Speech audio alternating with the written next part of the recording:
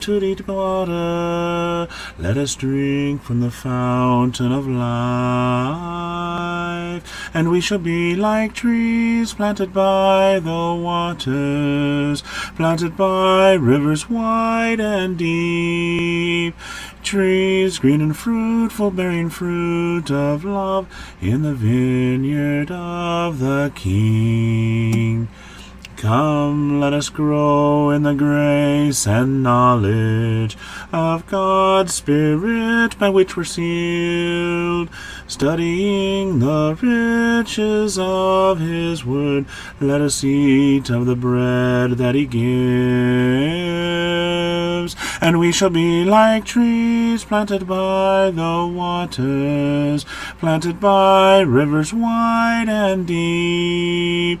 Trees green and fruitful, bearing fruit of love in the vineyard of the King. Come, let us grow in the grace and knowledge of He who calls us by His Son. Let us gather now at His table.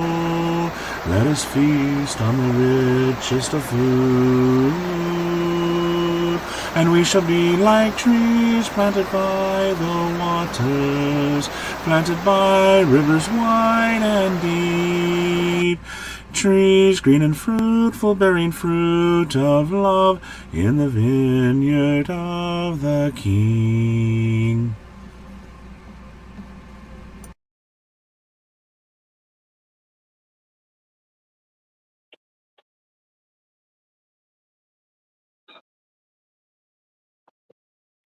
Morning, Garrett. Good morning, everyone. Let's edify one another one today, shall we? One another one. One another today. Hello, CJ. Yes, we're getting late start. We're only going to do an hour today. And yes, I am going to keep it to an hour. Actually, we're going to cut off at 11 exact. I was, what was it? I got home prior to the start of our normal. I got home a little over an hour ago, and as I was answering some things on Facebook, I happened to notice that one of our evening Bible reading videos on our that I post up every evening, as well as, or not just on the Let's Read page, but also on our congregations page. Somebody had tagged it as a copyright infringement. Hello, Sam. Hello, Maureen. And so I have spent the last hour and probably 25 minutes trying to find uh, how to dispute that copyright infringement on that particular video. Now, this is not this has not been posted up as a copyright, to my knowledge anyway, on the Let's Read page. It's only been on our congregations page, and of which I am, the admin, and it won't let me. I can either accept the change or I can remove the video. It will not let me.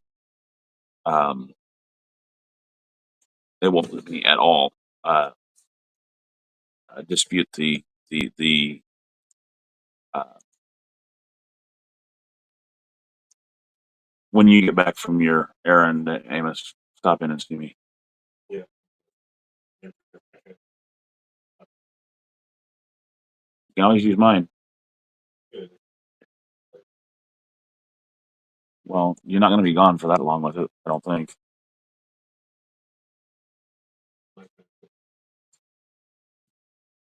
Not with my truck. So anyway, then yeah, the video is one of our normal. It's our September 14th. Uh, Let's read the whole Bible video, Maureen. So Morning, Sam. Or should I say good evening, Sam? Good morning, Maureen. I need to get those out of the way. Um, and you got approved, CJ. Congratulations. Good morning, Donnie. Good to see you as well. So, um, it was September 14th's video of Let's Read the Bible, and someone claimed a copyright. And so 1 minute and 52 seconds of that video is muted, and it covers uh, here in the United States as well as Guam and the American Samoa and a few other areas. Um, but it will not let me dispute the charge, and it doesn't say who filed the copyright claim, uh, and it doesn't say where that 1 minute 52 seconds is within the video that it is muted. So I don't know what it is. On that particular night, I sang, I think, 3, maybe 4 songs, and most of them were Christmas carols, or what would be classically, "Go Tell It on the Mountain," "The First Noel," and "Silent Night," were the 3 that pop up in my mind as listed on that video. I think there might have been a 4th one as well. So I don't know. Uh, you would think that's the case, Sam. People have done it multiple times for reading the Bible. Uh, it is a measure of the opposition that people have, or that Satan has, especially against the spread of the Word of God. It is crazy to think that that this happens, but it does. Um,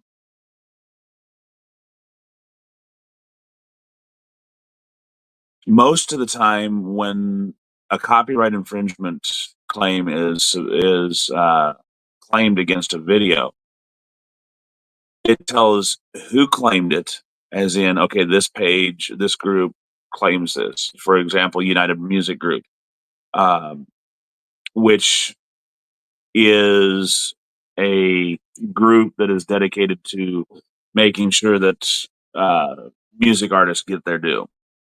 Um, I don't have a problem with music artists getting their due. What I do have is a problem with this group that has a Facebook page willy nilly uh, submitting fraudulent claims of copyright infringement, especially when you're dealing with spoken word only, or with multiple claims on the same video over the course of several months, where it tags the video, claims hey, this is our, we own this copyright, and this person has broken our copyright. And yet when you submit a dispute about it, oh yeah, that's right, it's not our copyright. They release it, and then within weeks, within months, they're right back and doing it again. Uh, we've had that happen from several groups, and UMG is one of them. Um, one of our biggest ones, and there was some group from India that was doing it as well. That was supposed to be a holistic type of a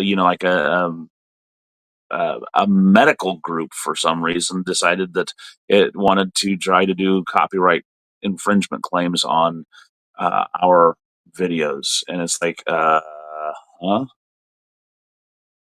So I got with that one. It was more the group from India or slash Pakistan. We've even had um, that one actually tripped my funny bone, funny trigger. We even had a feminist group from Pakistan file a copyright infringement claim against us on one of our videos. Yeah, you heard me right. It was a feminist group. Careful. Are you going after Shadow?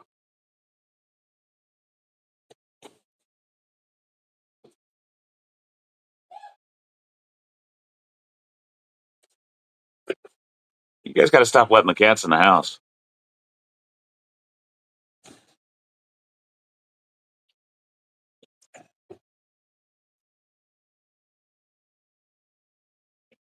But yeah, you heard that right. A feminist group from Pakistan filing a copyright claim against a Bible reading, group.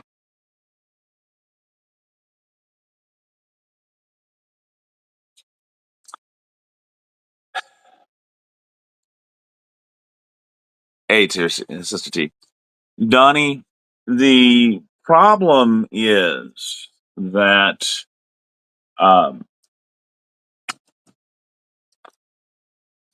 even though I may be using this book,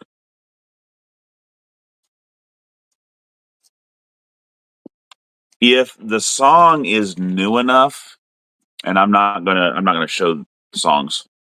What in the world is with the weather's bad enough today, guys, that signal might be iffy. Um, but the problem is that if I'm using that book, the song might be new enough um, that me singing it would be construed as breaking a copyright because I don't have permission to reproduce the song digitally. Now, copyright typically applies only to written. So if I was to actually put a picture of that up, that would suffice to break copyright. However, in the newer material, for example, if I was to put something up of, say, Amy Grant's or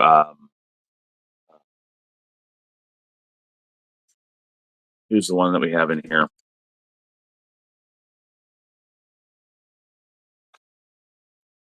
or Twyla Paris, or something like that. Um, if it was really new and I was singing it, if they can say that I was making gain, as in if I was profiting off of it, without paying the artist, the composer slash author, then I would be breaking copyright laws.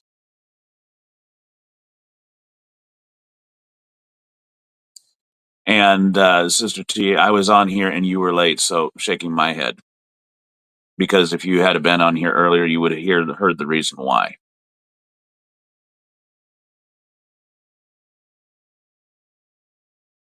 Sam, do they know what they're doing, or is it done out of ignorance? Two things to that. Number one, I believe they use an algorithm, which means that they have developed a program that searches for them, and thus they don't know that it's done. Um, So basically, they have an algorithm, a program that trawls that crawls through the internet and searches out certain things. Um, but but the problem with that is that it is not a discerning. There is no discernment on that behalf, because what they are their algorithm doesn't work very well, because, for example, the last one that CJ got, they claimed basically 30 seconds to almost a minute of his video, and it was of him talking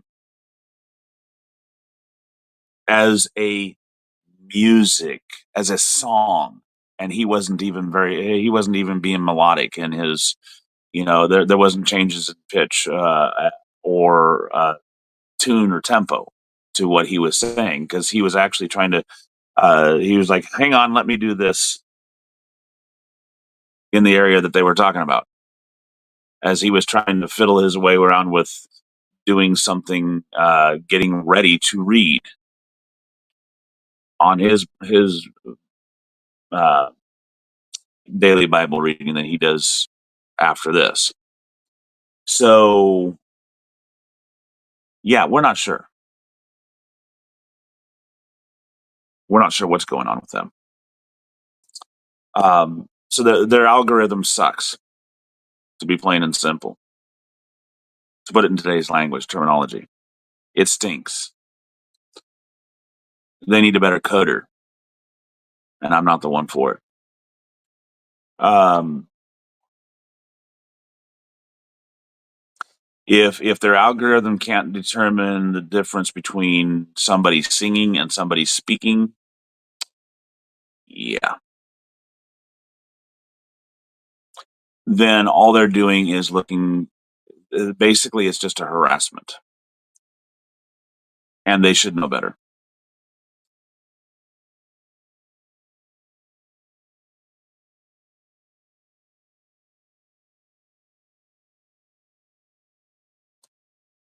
But anyway, that's why you break. That's why, That's why is in answer to Donnie's question. That's why it's considered copyright breaking, a copyright infringement, is if the song is new enough. Um,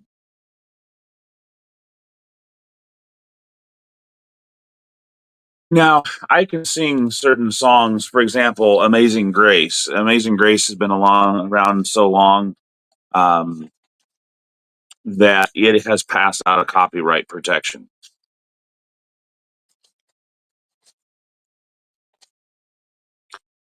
Anything written prior to 1920, I believe it is right now, that has not been renewed since 1920, um, is no longer in copyright protection. And "Amazing Grace," for example, was written in 1779 by John Newton. It was put to music by Shaw's and Spillman's Columbian Harmony in 1829, and arranged in our current fashion by Edwin O. Excel in 1910. And so it's no longer under copyright because it was prior to 1920. It's not been renewed. Anybody can sing it.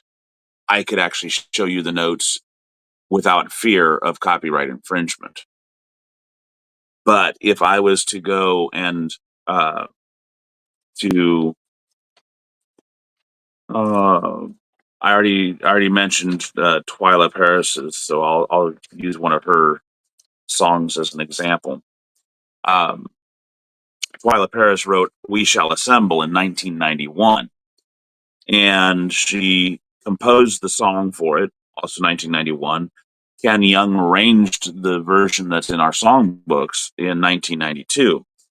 It is, and the copyright of it is maintained by um, Arios Music, Mountain Spring Music, and is administered by EMI Christian Music Publishing. Back in 1991, that was when the copyright was taken. So our book, our hymnal, obtained permission from Arios Music via EMI Christian Music Publishing. So they went to EMI Christian Music Publishing and said, "Hey, we are putting forth a hymnal, and we would like to include your song, Twilight Paris' song, 'We Shall Assemble,' in our hymnal. May we have permission to put that in there so that our people can use our hymnal and sing your song?"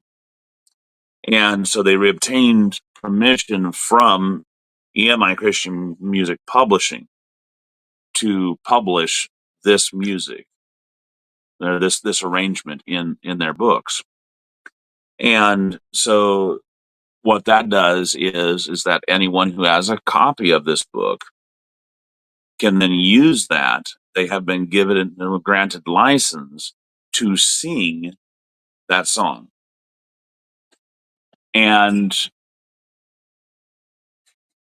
what it does not do is give you license to sing it for personal profit, but it does grant you license to sing it in a congregational or worshipful manner. And that is granted by the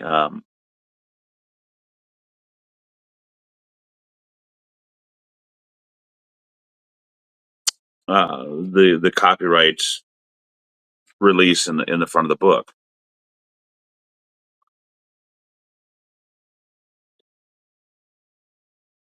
Uh, which, according to the foreword, allows us to sing praises. Now, we cannot use the books. The copyright does not allow us to reproduce any of this material. So we can't take it to a copy machine and print off any of the songs in this book. Technically, unless, of course, the song has passed out of copyright, like Amazing Grace. If it has no copyright protection, then this book cannot copyright that song. However, let me read to you the copyright release in this book. This book was copyrighted in 1992 and 1997 by Song Supplements Incorporated. All rights reserved. International copyright secured. Reproduction of the copyrighted songs, even of words only, is prohibited by law. We would be pleased to correct any errors or supplement incomplete information concerning attributions of authorship, composition, or copyright ownership. 19th printing, March 2003. And then it gives the ISBN number. So what that means is if the song is copyrighted, then you cannot reproduce it from this book. If a song is not copyrighted, i.e., the very first song, A Beautiful Life, which has no copyright, I can reproduce it. I can print it off. But number 2 in this book, A Beautiful Prayer, has a copyrighted in 1937, and I cannot reproduce that one, any part of it. So if I wanted to reproduce song number 3, A Charge to Keep I Have, which does not have a copyright, I would have to cover up the upper half of the page, because the upper half of the page has part of song number 2 on it, which is copyrighted.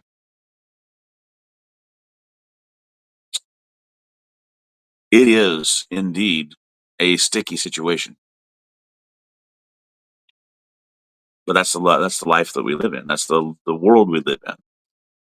If you have put forth the effort to um, to come up with this arrangement of words to whether it be an article, whether it be a sermon, whether it be a song. If you have authored that article, or whether you have authored that piece of literature, you have put forth that effort. You deserve to be compensated for it. Just as much as if you had built that car, you deserve to be compensated for the time and effort that you put forth into producing that car or raising that vegetables in that garden, for example. Yes, it is complicated, Maureen. Um, but you deserve to be, I mean, you have put forth honest effort, work. And so you deserve to be compensated for it.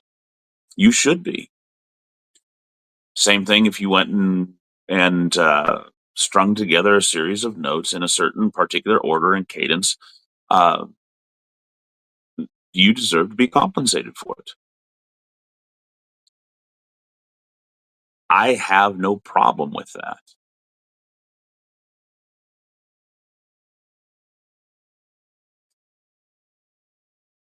Um, I have high admiration for those people who make a living honestly. And I'm wanting to know why this always feels like there's a hair that keeps getting into my mouth, even though I've trimmed my mustache, and I know there isn't supposed to be one that's not long.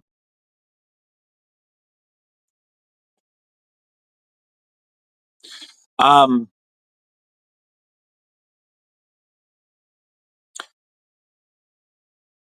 to a degree, you're correct, Sam.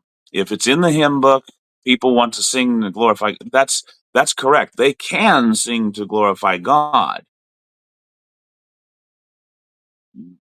and I never said they couldn't. They're not breaking the copyright if they're singing in it to glorify God. The problem comes when if they're singing to make gain, to make profit.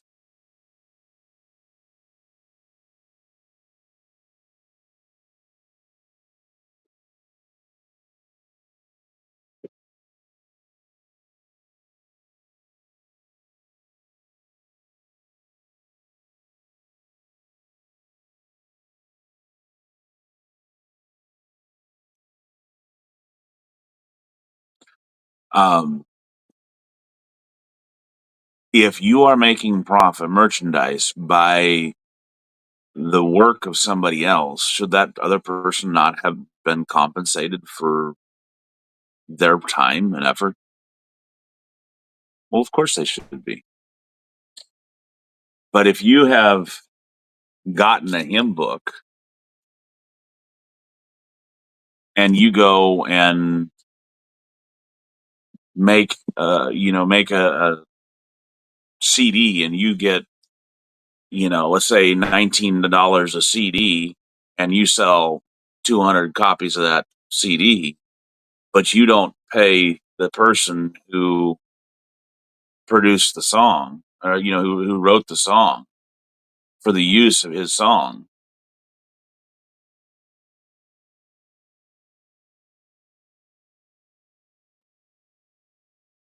then you just basically stole his work or her work. Even if they did put it in a hymnal, you're making profit off of their work that you haven't paid for,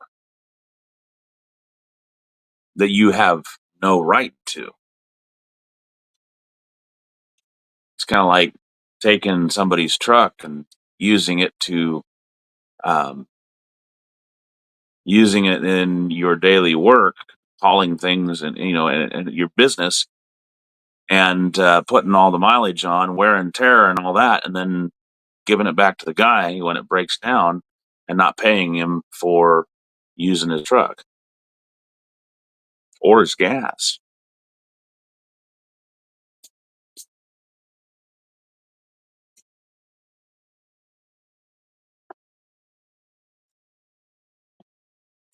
Now, I'm not making any gain off of the iGrow Daily Devotional. I have, however, paid Philip Johnson, Focus Press actually, for his book. And I send people over to where they can get his book by attaching the link. Uh, so I make no merchandise off of it. If they want to get his book, they can definitely go and get his book, and thereby he gets paid for his time producing and his effort. And he put a lot of time and effort into making this book.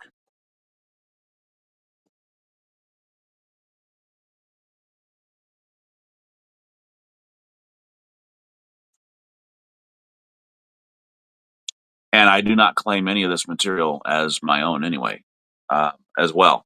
So that's another thing. I'm not trying to steal his work. I definitely attribute to Philip Johnson and Focus Press uh, their due, the credit due them, because they're the ones that put forth this book, and they're the ones that impetus for the study. Um, we go off of that, and then we move on. Um, so I'm not getting paid physically for this. It's all spiritual anyway, which is of higher value to me in the first place.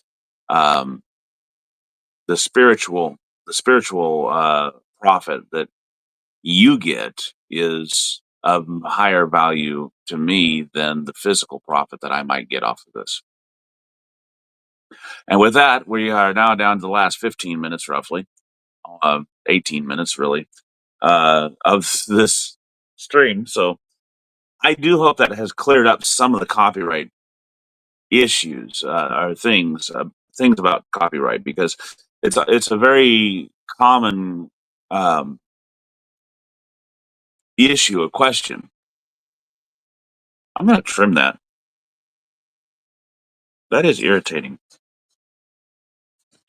Anyway, um, it's a common one that people ask. So let's work on lesson 211 in our daily iGrow devotion book, written by Philip Johnson, produced by Focus Press. There is a link in the chat screen, a link in the description, and a link scrolling across the screen under the hair of my chinny chin chin as soon as Alicia gets to the program and puts it under there. And no, not all of his questions are not commonly asked, Sam. His questions are ones that he came up with. He developed these questions. Yes, other people may have asked these questions, but he's the first one to write them down. And so he deserves the credit. Now, you may have an issue with that. You may not understand all that, but this is it. He is the first one to write them down. He deserves credit for it. And he deserves compensation for the work that he put in thinking these questions up and writing them down and putting them into this format. Now, that doesn't mean that he's the only one that's ever thought of these, but he's the one that thought them up and wrote them down.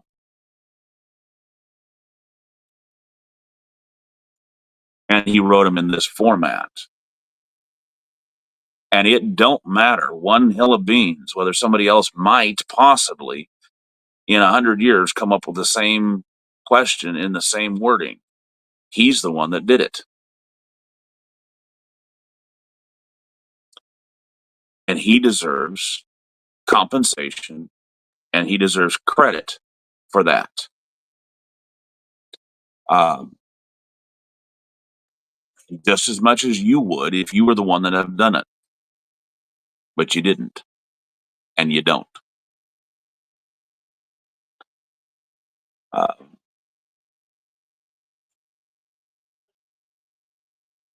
if you had, I'd be here fighting for your right of it. And I'd be linking it to your stuff. Okay, so We're going to spend 1 minute meditating on the following words from Luke chapter 7, verse 22, which tells us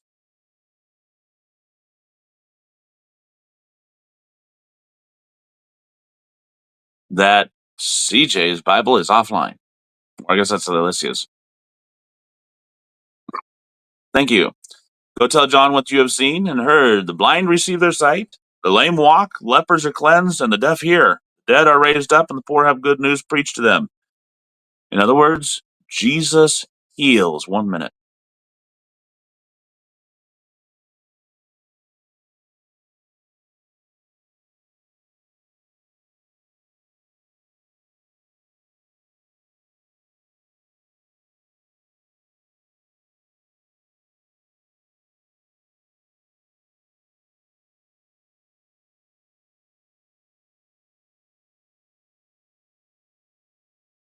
Spread the tides all around. Jesus heals.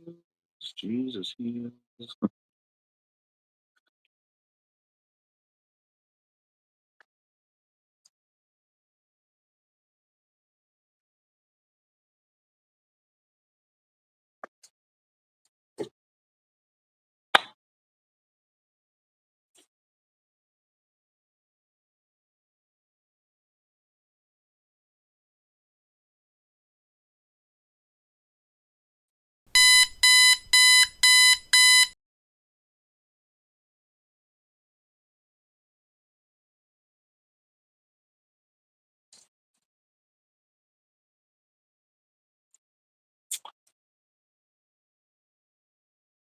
Did the timer go off, Alicia? Okay, then.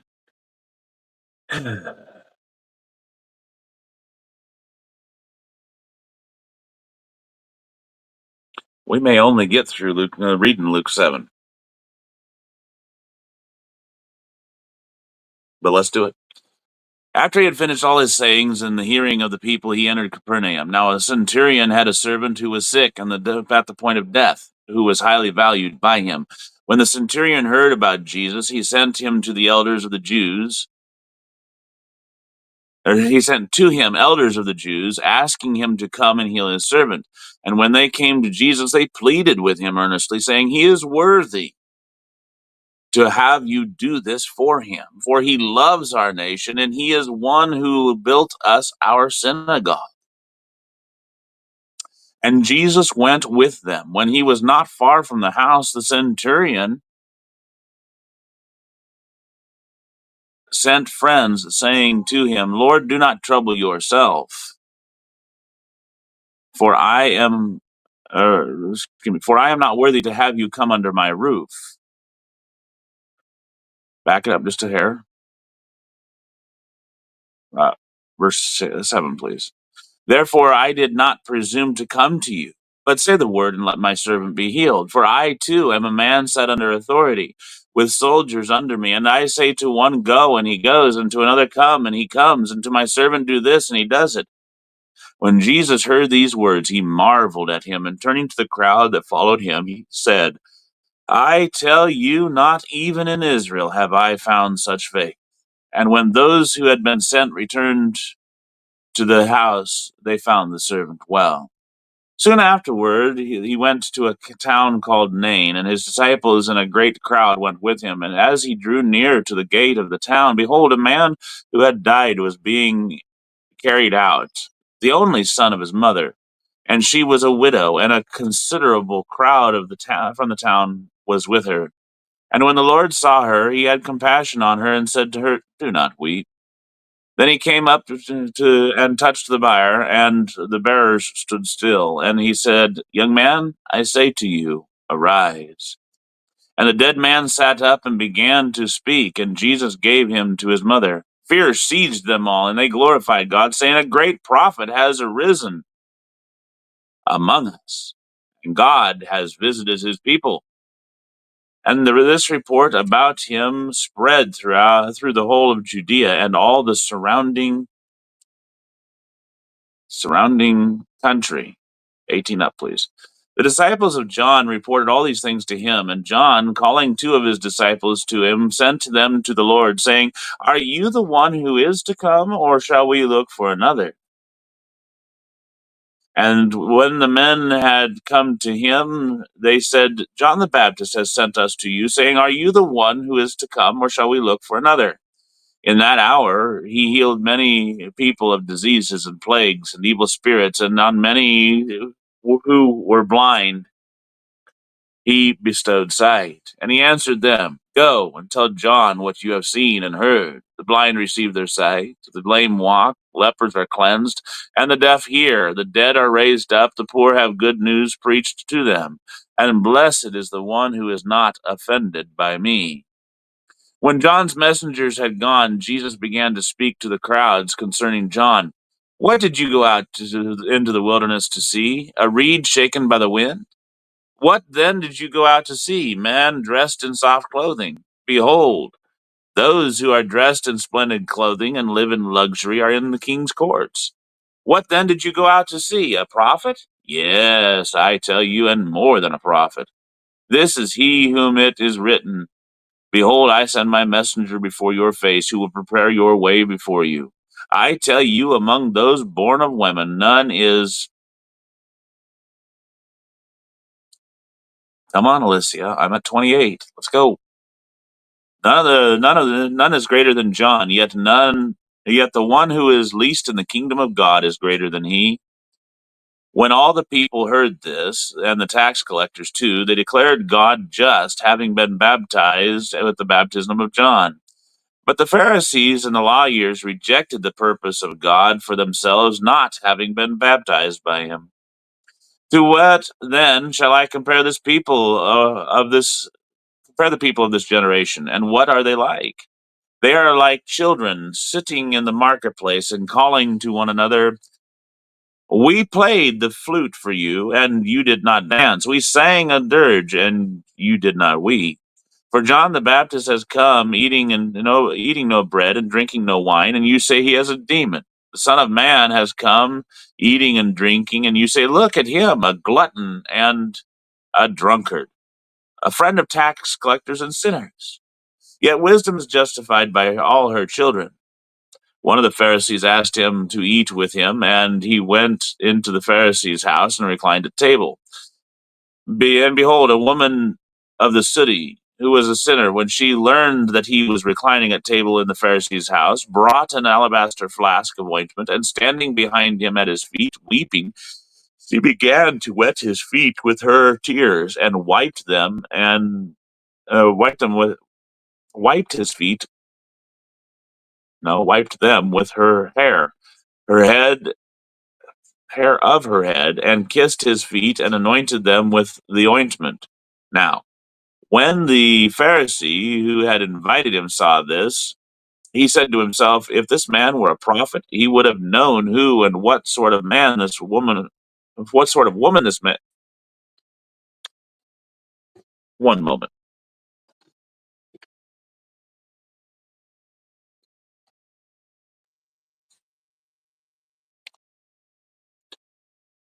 If this man were a prophet, he would have known who and sort of woman this is who is touching him, for she is a sinner.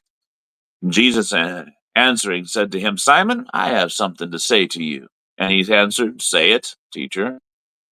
A certain man, a moneylender, had two debtors. One owed 500 denarii and the other 50. When they could not pay, he canceled the debt of both. Now, which of them will love him more? Simon answered, The one, I suppose, for whom he canceled the larger debt. And he said to him, You have judged rightly. Then turning toward the woman, he said to Simon, Do you see this woman? I entered your house. You gave me no water for my feet, but she has wet my feet with her tears and wiped them with her hair. You gave me no kiss, but from the time I came in, she has not ceased to kiss my feet. You did not anoint my head with oil, but she has anointed my feet with ointment. Therefore I tell you, her sins, which are many, are forgiven.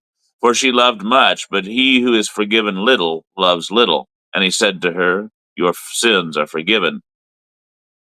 Then those who were at table with him began to say among themselves, "Who is this who even forgives sins?" And he said to the woman, "Your faith has saved you. Go in peace." We're going to continue. We'll probably have time for one question. Pick up there in question number 2 that CJ didn't get to is, how would you describe your faith? And Alicia is going to read off the answers from a couple of days ago. Show the answers, I should say. If you have any change in them, go ahead and put it up now as well. How would you uh, describe your faith? Teresa says, I would say I depend on God. Sam says he is growing. His faith is growing. Heather says that her faith is growing daily.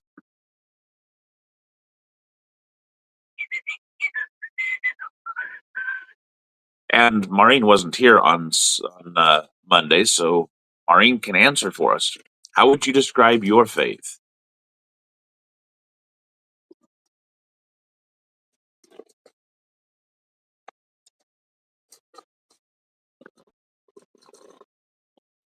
Garrett wasn't here for us on Monday either, I don't think.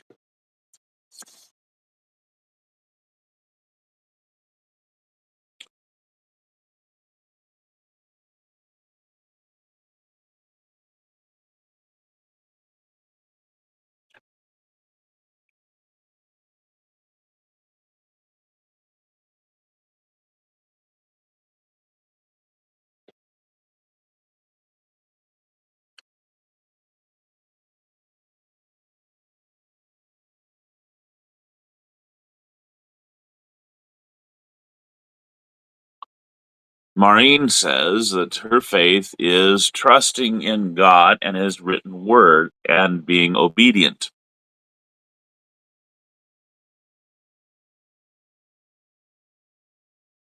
Question number 3. Do you think your faith has ever amazed Jesus?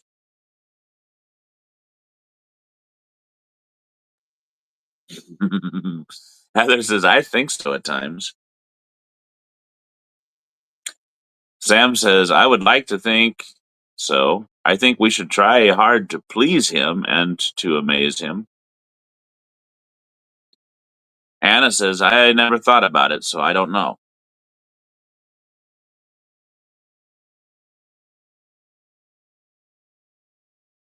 What about Sister T? You didn't get, did Sister T have one, Alessia?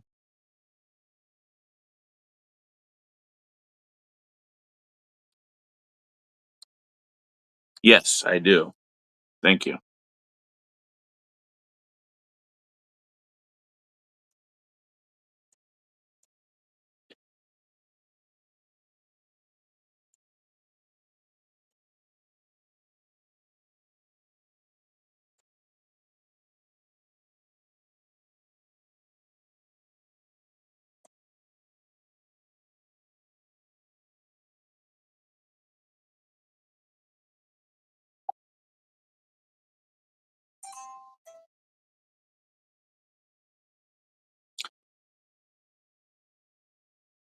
Well,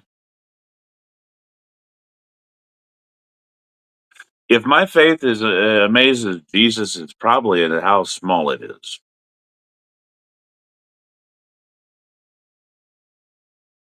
Because I know that I need to have more faith. It's never as big as it should be.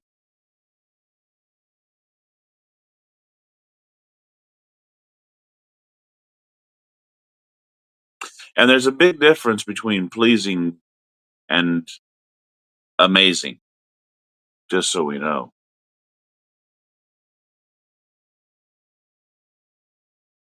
I do believe that my faith is pleasing to God, to Jesus. And I do believe that there are times when my faith shines through. It's it's really, you know, shining. But I think that there are times when um, that it's amazing that it's so little.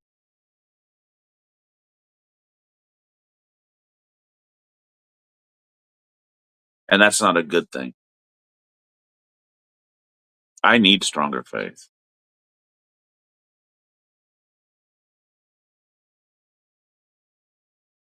And that's when I rely, I think, most heavily upon God, but I also rely most heavily upon Amy uh, to help me through some of those low points in my life.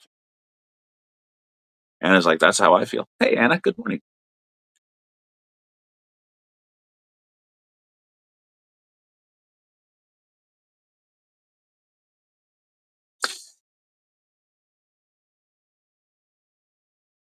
I'm not this paragon of virtue.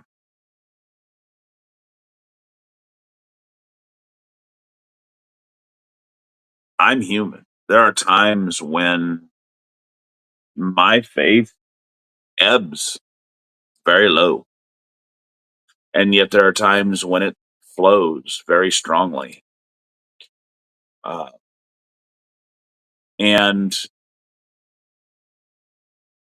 I think when I read a question like this, it reminds me of the humanity of Jesus. For in our text, we remember or should remember that Jesus was a man. He didn't always have use of the knowledge or the omniscience of God. He came and he was found in fashion as a man. He knew things as man. Was there times when he had special insight? Yes, there was times when he knew people's thoughts. Um, and Mark, well, all of the gospel writers make sure to point that out at the times when he does it. For example, we see that when he knows Simon's thoughts.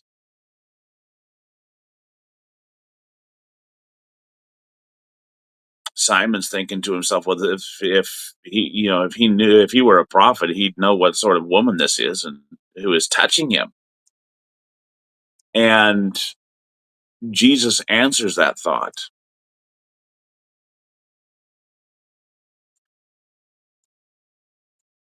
But that doesn't mean that he always knew every thought of those around him. Can you think of how noisy that would be?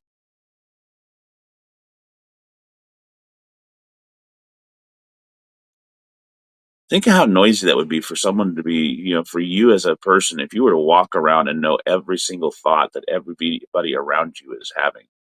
Ooh, I wouldn't want to know what everybody just thoughts. You know, that would be terrible.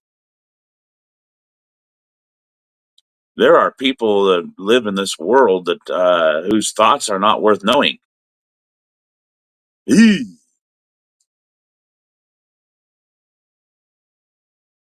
There, I said it. There are people in this world whose thoughts are not worth knowing. Yes, God knows all. He sees all.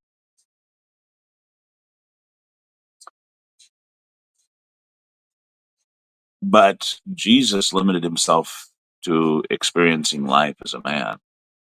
So there were times when he had divine knowledge given by the Holy Spirit, and there were times when he didn't. And we should be cognizant of that. And so it is no wonder that Jesus was able to marvel or be amazed at the faith of the centurion.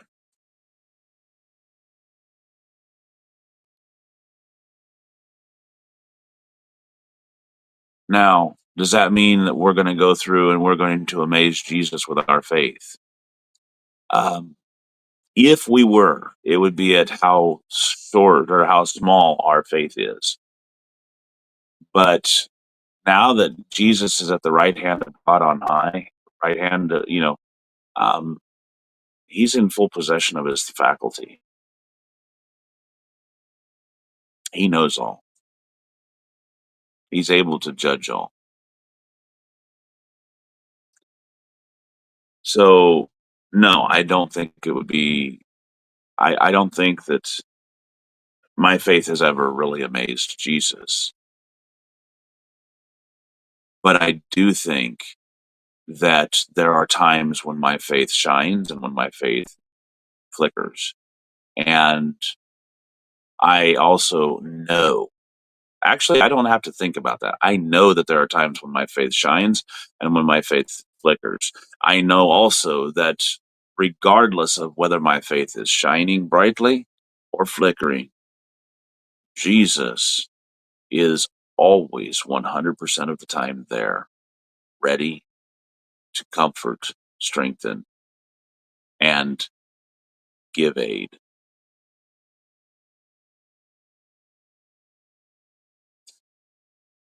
When it counted, he knew. You're right, Sam. When it counted, he knew, and it furthered the will of God. That's right. All right. So we've already done more than what CJ did in the entire 2 hours that he had. Sorry, CJ. Love you, brother. Um,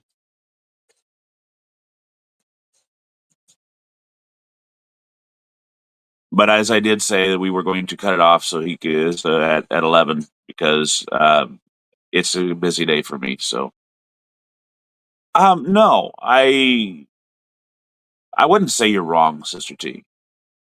I think that we need to we need to take comfort in the fact that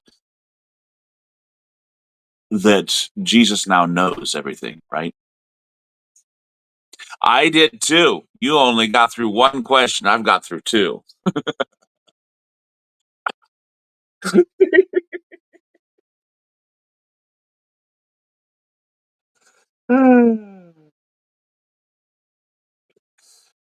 But no, you had a much deeper discussion than I had. So, um, although yesterday's was really deep, yesterday's was really deep, and I again thank Garrett for that one yesterday. That was a great study. Um,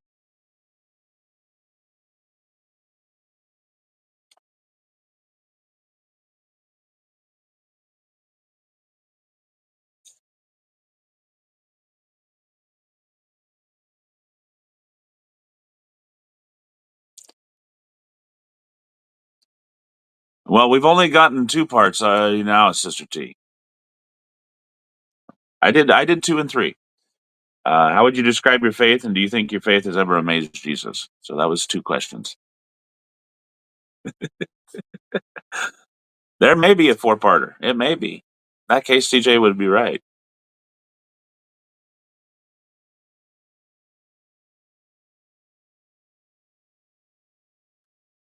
Um,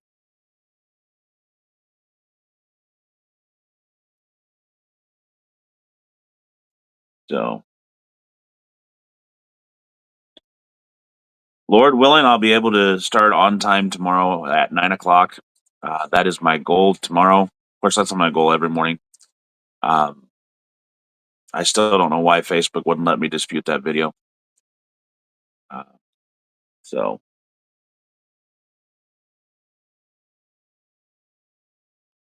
I'm still wondering about that. I want to keep going though.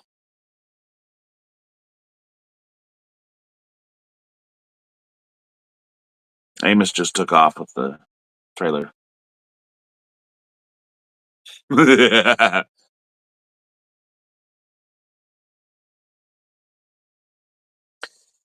Yeah, let's keep going. O'Shea is kind of resting. He had a really rough night. Um, he went to the doctor yesterday, and our chiropractor doctor, and he's been sick for 2 weeks.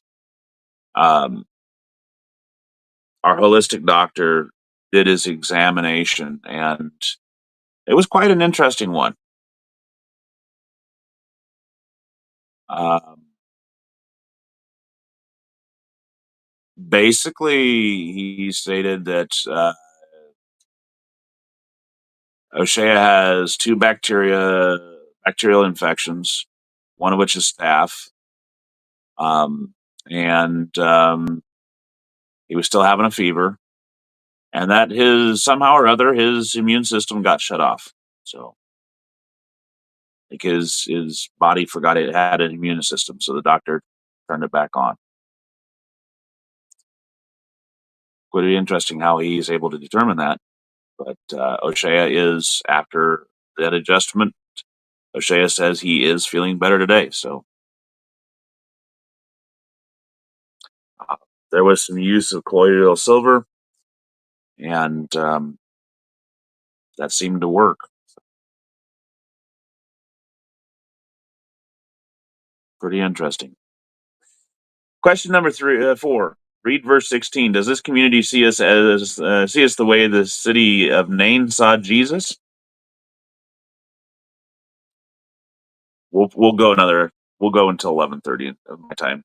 So O'Shea's got moment of Thanksgiving today, so he'll appreciate the little extra rest. Nope. Sam, um, let me explain it again. My family from on my side, he gets it from me, but my family is allergic to vaccines. And this is all I'm going to say. We have severe reactions.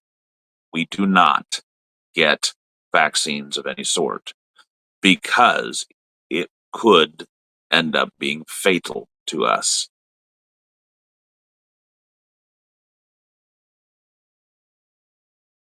We are very careful with our health. So, verse 16, please, Alicia. And we limit our exposure to everybody else during that time so that people don't get sick from us.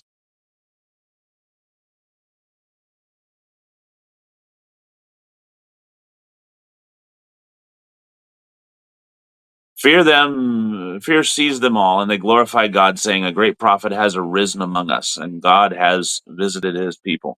So, does this community see us? Does our community, in other words, see us the way the city of Nain saw Jesus? What the question is asking is, does your community see God walking or God visiting his people because you're there?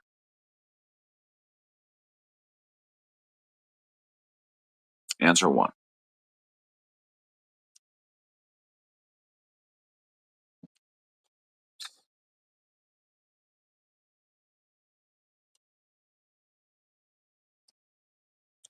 Teresa says, I want to say yes, but not sure because this generation is nothing the way it was in Jesus's days.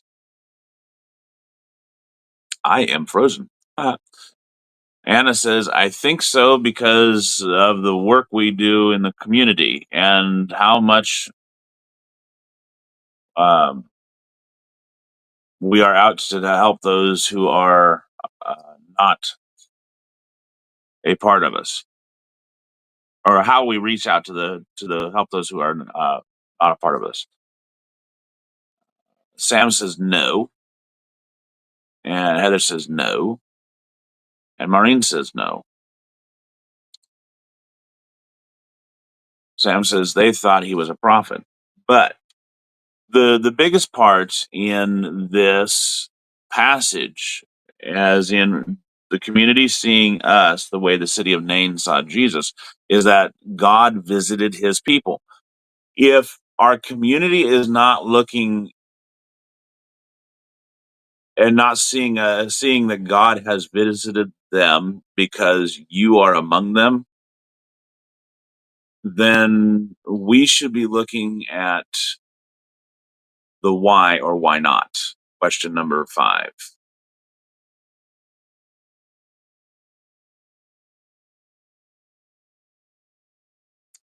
Why or why not?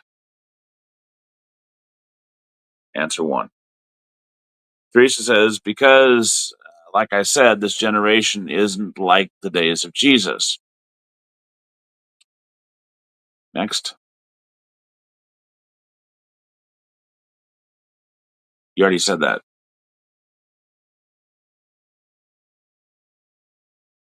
Sam says he doesn't understand the question.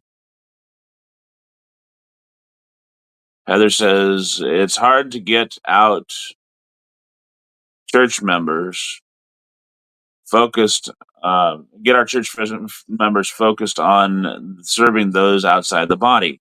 We are not as well known in the community as we should be. Okay. And next. Or is that all? Okay, that's all. I'll wait just a moment for Maureen's comment. Why or why not?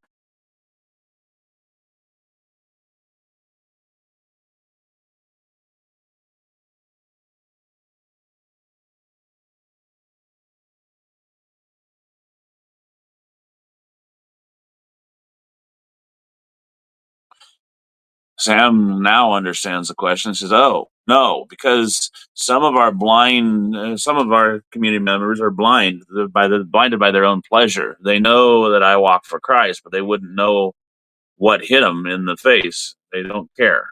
Maureen says there's a lot of religious confusion, and they don't submit to authority.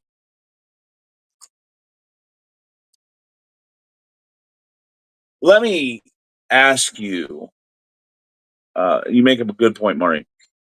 Let me ask you. How much religious confusion do you think was going on in the world during the days of Jesus?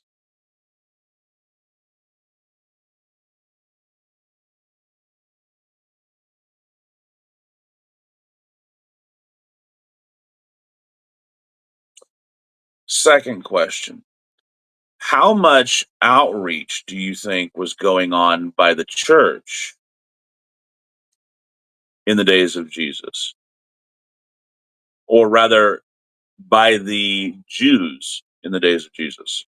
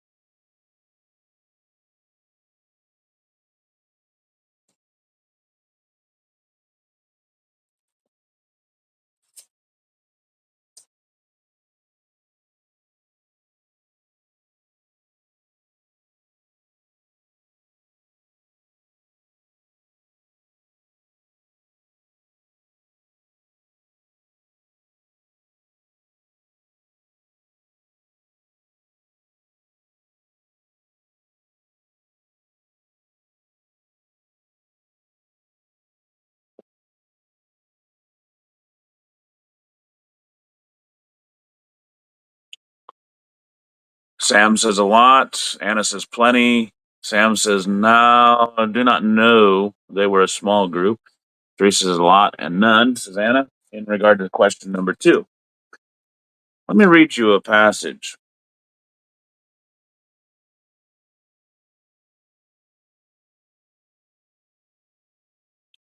Then were the men exceedingly afraid and said to him, "Why hast thou done this?" For the men knew that he fled from the presence of the Lord because he had told them.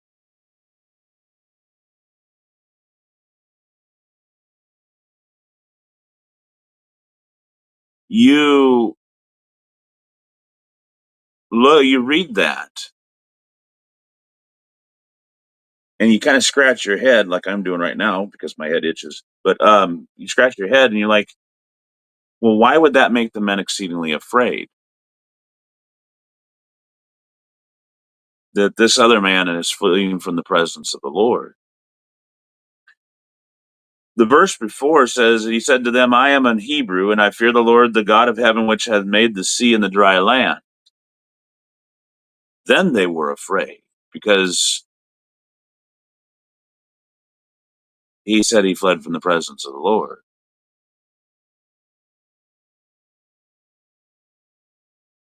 Why have you done this? They ask him.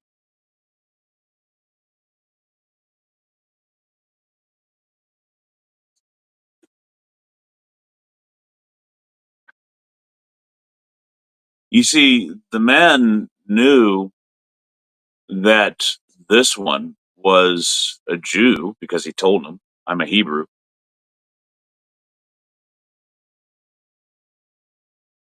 And they knew what he stood for. They knew what he was about. They didn't wonder. They knew what he was about.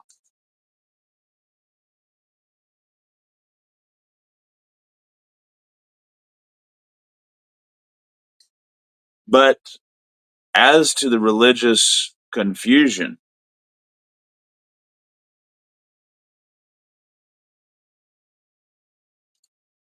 this was a ship full of many different men worshiping many different men, and many different gods, I should say. Because in verse 5 of this chapter, the mariners were afraid and cried every man unto his God and cast forth the wares of the ship during this terrible storm. And yes, I'm reading from Jonah chapter 1. Everyone cried unto their God except Jonah, who was sleeping in the belly of the ship.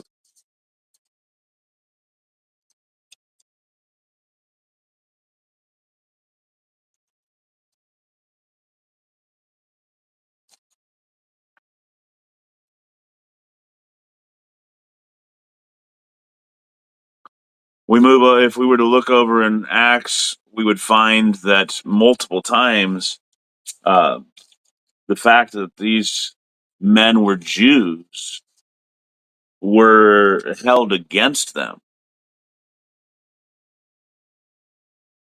as our brethren traveled from place to place. For example, um, oh, yeah, let's look at that one.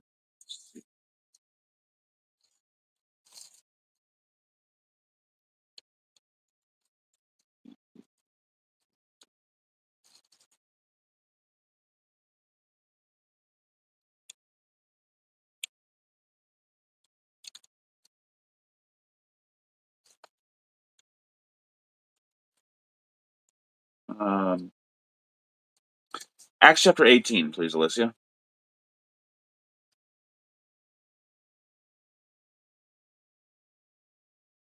And so, what we see here in Acts chapter 18,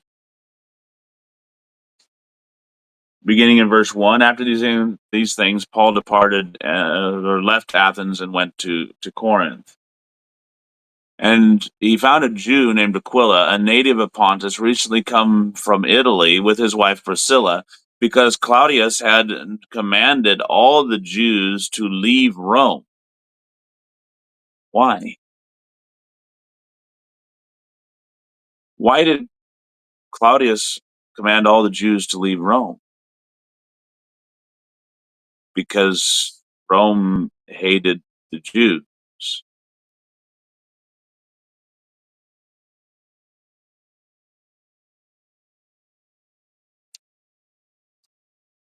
We could go outside the body of inspired work, outside the Bible, and we can look and see that Claudius was one of those who began persecuting the Jews, not the Christians, but the Jews. And well, Rome had always had a tempestuous relationship you know with the Jews anyway, and they weren't the favorite people.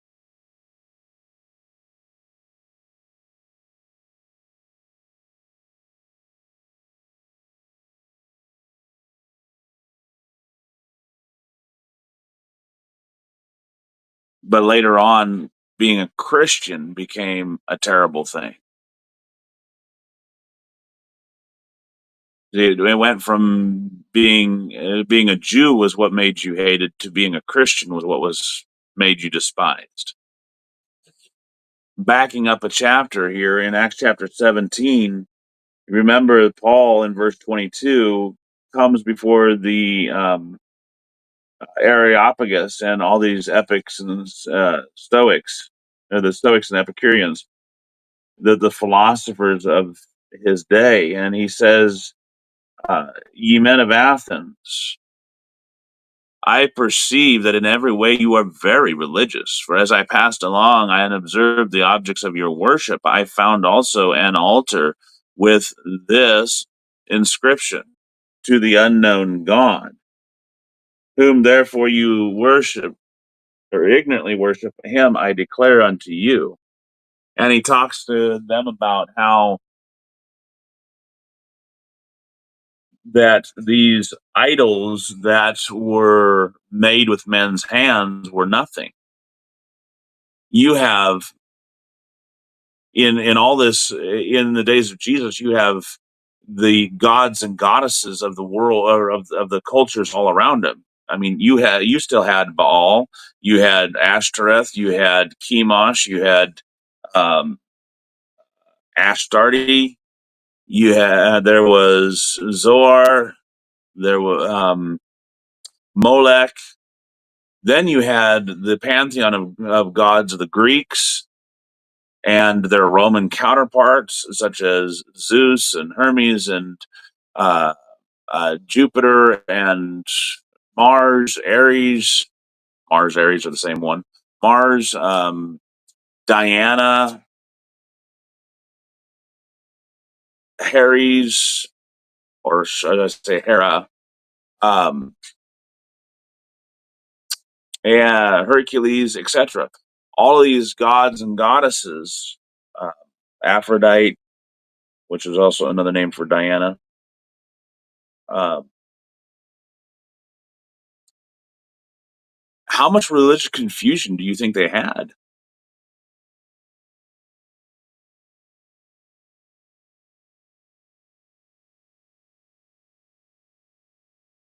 They had plenty.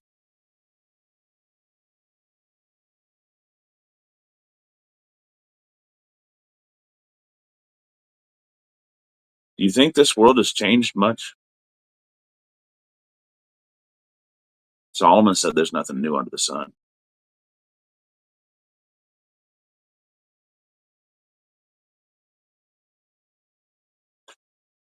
So the question then remains, does our community see us the way the city of Nain saw Jesus? That is, God has visited us.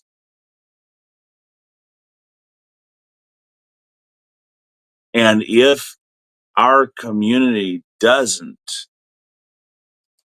then answer this question: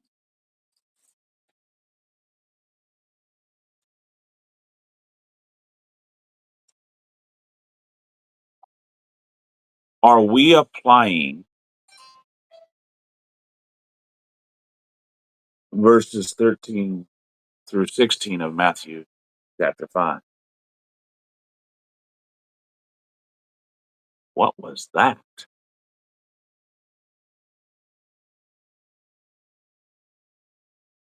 That's right, Anna. Nothing new under the sun. 13 through 16. Now I'm suddenly getting a message from Sam. He must have dropped out. Sorry, Sam.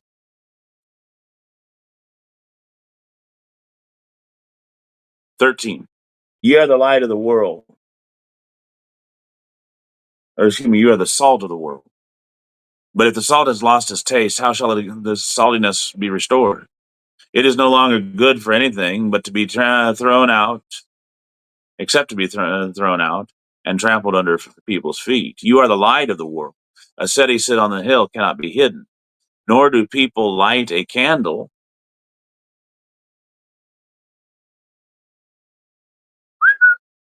Thank you. Nor do people light a lamp and put it under a basket, but on a stand, and it gives light to all the house. In the same way, let your light shine before others, so that they may see your good works and give glory to your Father who is in heaven. Notice it doesn't say, let God's light shine through you. Oh, I see. Let your light so shine. Yes, we are reflecting God's light. Jesus is the light. So if we do what he commands and we are letting our light shine, we are in essence letting him shine through us. Uh, That's just nitpicking. If I was to say, it doesn't say let his light shine through us. We have no, but Jesus says, let your light shine. He says, light your lamp. You do righteousness, do those works that are God has commanded. Let your light shine so that everybody can see God and glorify him because of what you're doing.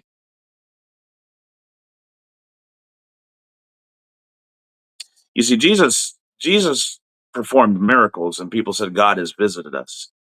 We don't have to perform miracles. We don't need to. But what we do need to do is, like Jesus, be a part of people's lives.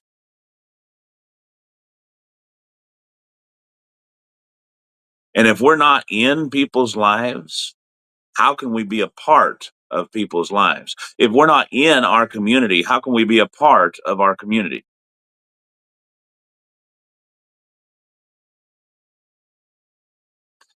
I have a very local community. There's my neighbor across the street, my neighbor across the drive, and I've got two neighbors down the street. And then that's within a mile.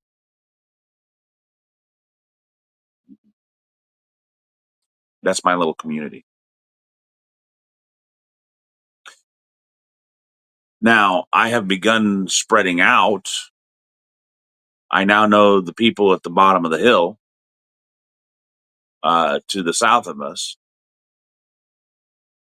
And we do know some a couple of miles to the northwest of us.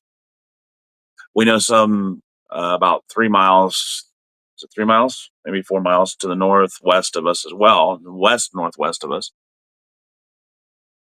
And we're getting to know more and more people around here. And it's taken us 4 years. We are getting to know more and be involved more. People are knowing us. My boys are known within the town 7 miles away.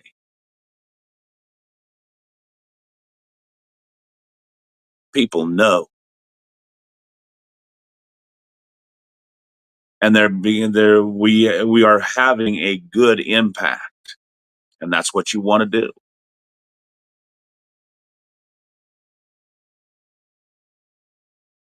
But folks, we got to be busy.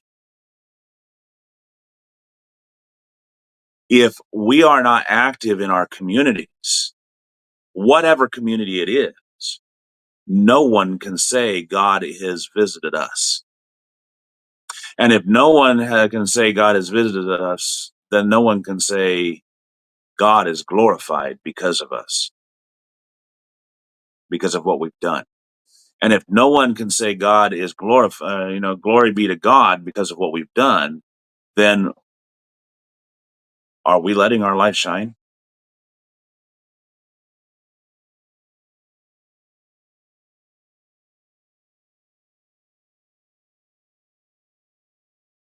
That's a very sobering thought, isn't it? That's a very sobering question.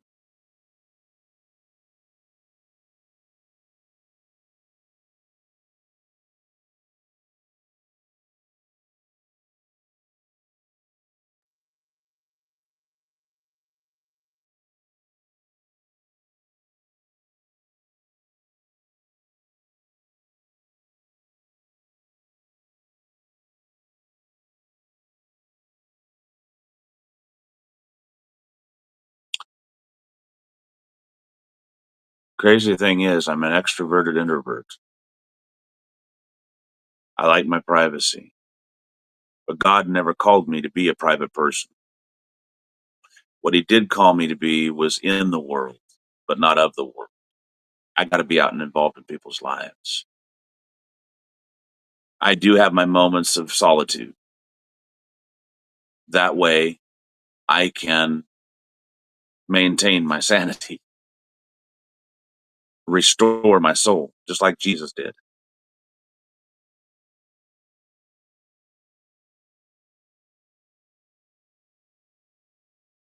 But God said, go into all the world.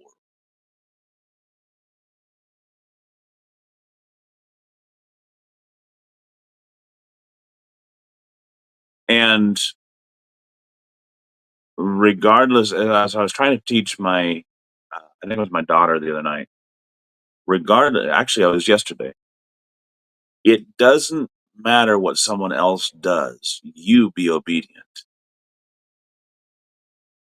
And I want to thank Maureen again for her comment because that's a perfect springboard right there. Um, so thank you, Maureen. We are unprofitable servants, but the fact remains we are servants.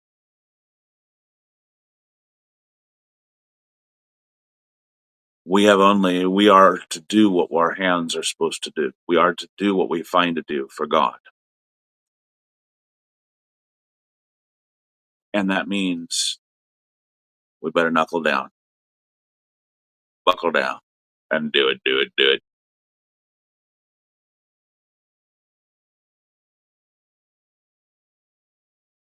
You can't roller skate in the buffalo herd, but you can sing and be happy if you have a mind to.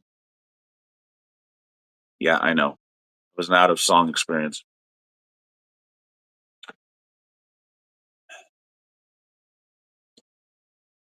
Just because, and Maureen's right, people don't submit to authority, but they still should be able to look at us and say, God has visited us. There went a godly person. If you ever need help of any sort, there, go to that person.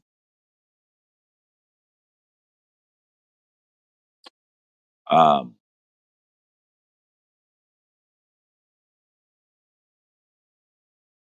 yeah,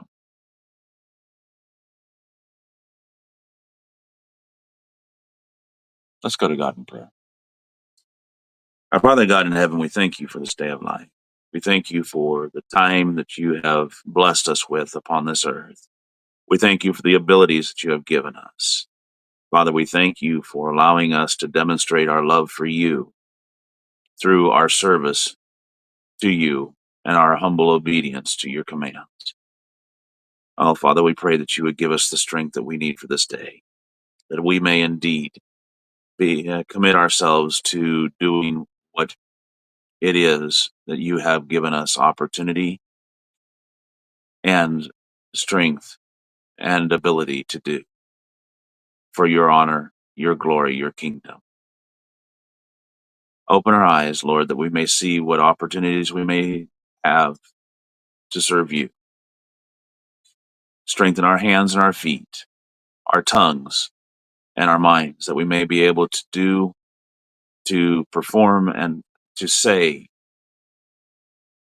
what is needful to be said at the appropriate time in which to say it and to perform it. That will bring the most honor and glory to you. Bless us this day, Father, that others may see you through our work and that they may glorify you. For we seek not our own, but we seek your glory. May your will be done in this earth as it is in heaven, and may we be the instruments of that will. This is our prayer. In Christ's name, amen.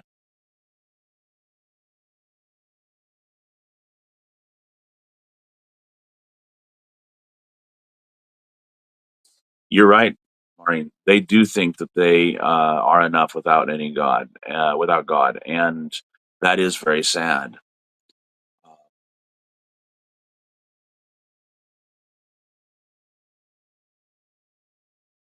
And so they have no desire to change, do they?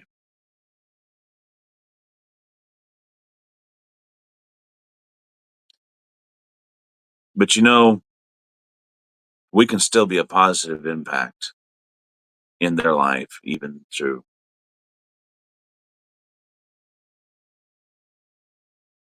we can still be a positive impact. And I hope and pray that you have the strength and that you have the wisdom that in every situation you find yourself this day, you will be a positive impact. In fact, I have confidence that you will, because you are my brother or sister. You're my fellow servant, and we are all children of the King. And so as you go through this day, as you walk, as you talk, make sure to be that positive impact and add to your faith devotion. I'll see you then. God bless in your walk with Him. Love you all. God bless.